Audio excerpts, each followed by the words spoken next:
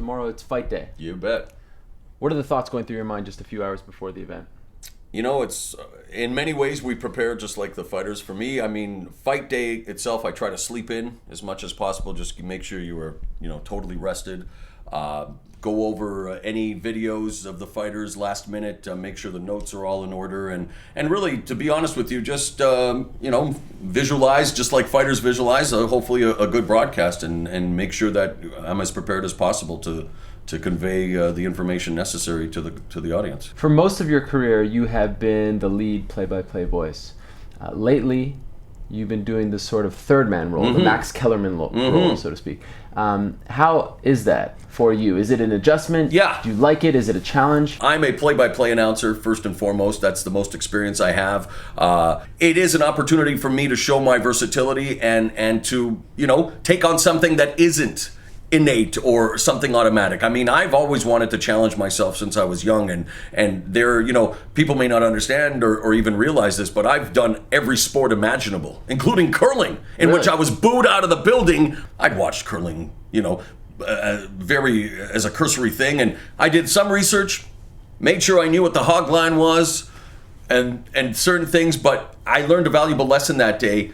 Don't try to pretend you know something if you don't. And ever since then, and again, this is a very young age, preparation has been my key. I mean, people don't necessarily have to like my style or whatnot, but they cannot question my preparation and the knowledge that I bring. I eat, live, and breathe my work, whether it is mixed martial arts, whether it's professional wrestling, whether it's boxing, whether it's pop culture. I'm an information junkie, and if I wasn't being paid for it, I'd still be doing it. So that's the nature for me, is the fact that it's a challenge, but one that I seriously enjoy. Do I get excited? Do I get crazy, over dramatic? Sure, but that's me. That's me. I'm the bipolar rock and roller. It's a shoot. I'm not trying to add anything or take away from the fighters. The first thing for me is I am the soundtrack to the fight. I just want to make sure that moment for that athlete, 10 years from now, 5 years from now, that when his grandchildren or kids are watching, Dad, that's exciting, it gives me goosebumps. But that's the biggest compliment I get is from fighters who say when they hear my calls, they get goosebumps, because of the excitement. Okay, so you mentioned that you've always wanted to do this. Yes. Ever since you were a young kid, I've often heard you say that you've envisioned your life sort of playing out this way. When was the first time that you realized you wanted to be a broadcaster? You know what? I can go back to, I want to say 5 or 6 years old. My parents are Italian. They came from Italy in the late 60s, escaping a country that had been ravaged by war. They were poor. They were by no stretch of the imagination rich. By my dad, my mom settled in British Columbia. Not knowing the language and having the 3-channel universe, professional wrestling was you didn't need to understand. You just knew that the black hat, the white hat, the good guy and the bad guy. They got into pro wrestling. I'm the oldest of 3 kids, born in '69, and I remember from 4 or 5 years old going to the matches with my family and just having that weird feeling in the stomach, like, wow, this is cool. Like, I want to be a part of this. Whether at the time I wanted to be a professional wrestler, not physically blessed, or just even the announcing, just being a part of it. I can remember always listening to radio, news, and sports. Watching TV, I was always more interested in what the announcers were saying than even what the athletes, like hockey. And so I literally visualized, not knowing the term at the time, my future. And I'll kid you not, my friend, it weirds me out, but everything I have wanted to do in my professional life, I've done and then exceeded. I saw it, I believed it, and I achieved it. And it goes without a doubt for anything. I hear people all the time, oh, you're so lucky. Oh, you get to do what you do. Oh, you make so good money. Guys, I've worked my ass off to get to where I am. This is 24 years in the making. And it's just, there have been many trials and tribulations. There have been times where, 7 years ago, I was rock bottom. I made $7,000 in 2003. Relationship ended, had health issues, so again, like me or hate me, but I think people should appreciate that, there are people like myself and many, many others that overcome situations and lead a positive, very active life. And I think the one thing I want to continue to do, and as I get bigger in my career, is, I believe in karma. I believe in giving back. And that's the one thing I always want to make sure that I stay true to who I am. And, and that's the other thing. I think too many people want to be rich and famous for the wrong reasons. for me, this is all I know.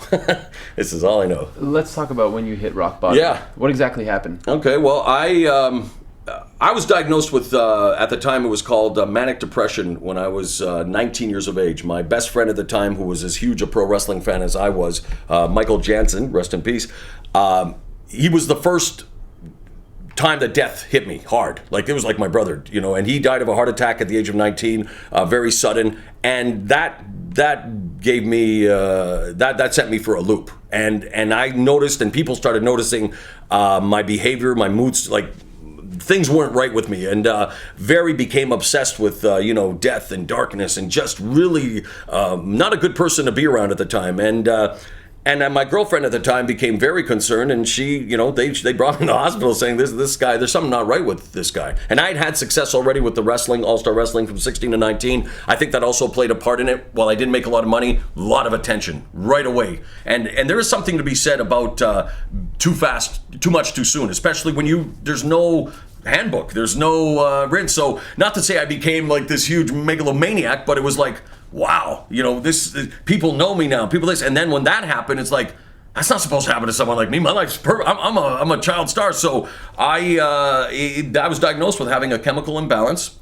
And I fought it for a long time. I refused to believe that. I was working in a nightclub as a DJ, doing local television. I was on radio. How the heck could I be sick? I'm not sleeping for days.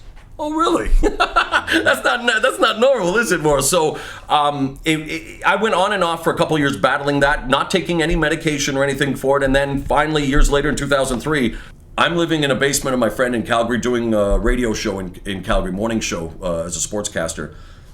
And they were worried I was going to kill myself. Really? Honest to goodness. Like all I would do was go to work, come back down, and just hang out in the basement. No, Mauro come up for dinner, no, and I would just literally sit there. And even now, that person is so gone that it gives me the heebie-jeebies. I don't even know who that person is anymore. But it was scary, and rightfully so. So they put me on a plane back home to family because, my parents being Italians, of course, I'm always going to be Mauro Ranallo's baby boy. I remember going onto the plane when we left off. When I saw my parents, I lost it. I was like, okay, this is it. My life is over. Everything that I've dreamed of, everything that I've worked for, it's done, dude. You're pardon the French, you're insane. They put me in a hospital. I was in a psychiatric ward, and it's almost, God works in mysterious ways, whatever, but I learned a lot about myself. I learned a lot about people. I learned a lot about just the stigmas attached to mental illness and whatnot. And I then, right then and there, that time period, and here's the weirdest part, sorry, back up. The day I got back home, the day I arrived home from Calgary thinking my life was over, my career is over, my mom says to me, there's a guy with a weird accent on the phone talking about Los Angeles. I'm sure you don't even want to deal with this now. I pick up the phone, and it's Boss Rutan's voice.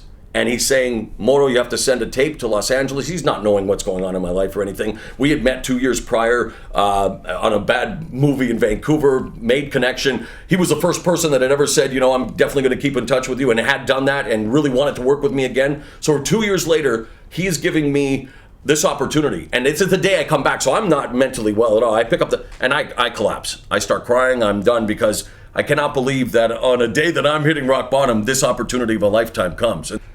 2 weeks before my debut with Pride Fighting Championships, Bushido 1 in October of 2003, I was in the hospital, and I said that this is the opportunity of a lifetime, and I'm saying, you know what, if I'm going to make it, I have to be there for this. And they said, you're fine. Just if you take your meds, do whatever. And so yeah, 2 weeks after, not everybody knowing, I get on a plane to Japan to do Bushido 1. And it's like, wow, this is the litmus test. And I'll never forget, first of all, just the opportunity that Boss and the people of Dream Stage Entertainment had afforded me. Dude, I didn't even get an interview. I sent a tape. I was doing Muay Thai for TSN, which was a big deal for me too. You're at TSN, Canada's sports leader at the time, and whatnot. And so I sent that as my demo tape. I get an email from them. I'm still in hospital this time. I get an email saying, is your schedule free in October? And at the time, I'm like, oh, am I going to be out of here? Is everything going to be fine? So I said, of course, this is weird. So I thought, okay, you go to Japan, we do the first show, and at the time, Damon Perry had replaced Stephen Quadros for the tournament. And I thought that was it. I thought maybe Boss, being a good guy, is giving me a chance to do one show, put it on the resume, add it to the building resume that I've got, and then maybe we'll see what happens. I'll see. We do the show. Yeah, looking back now, I'm kind of embarrassed by some of the stuff. I remember the first slide when I saw they had the parade of fighters, and there's Mirko Krokam, and I go, that's the most intense stare you'll ever see. Like, really over dramatic. I was like, I got to put all my eggs in this basket. I'm a pro wrestling guy. They like excitement. I'm going to give them everything I've got for this show. And the funny thing is, after the show, I go back into the hotel room. Boss comes back, and he goes, Mauro. And I'm like, oh, screwed up. Mauro, they're excited. They want to see you now. You go in there. So I go meet the Saki Kabara-san and the rest of the Pride executives, all in black suits. It's kind of like a scene out of a movie. You sit in their hotel. I don't speak Japanese, of course. They speak broken English, and I just sit there, and they're like, Mauro-san, I'm very, very happy with your work performance. I'm like, well, thank you. I appreciate it. It was a rush.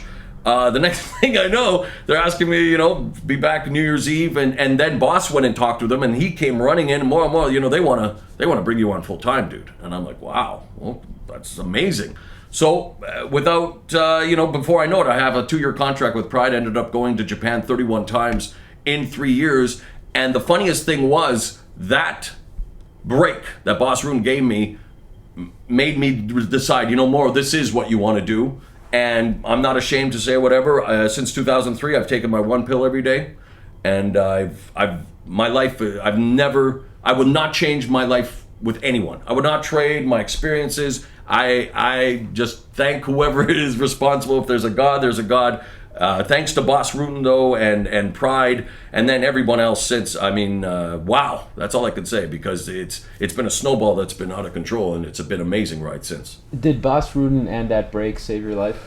Wow, good question, my friend. Eeks. You know what? I don't know if I was ever suicidal.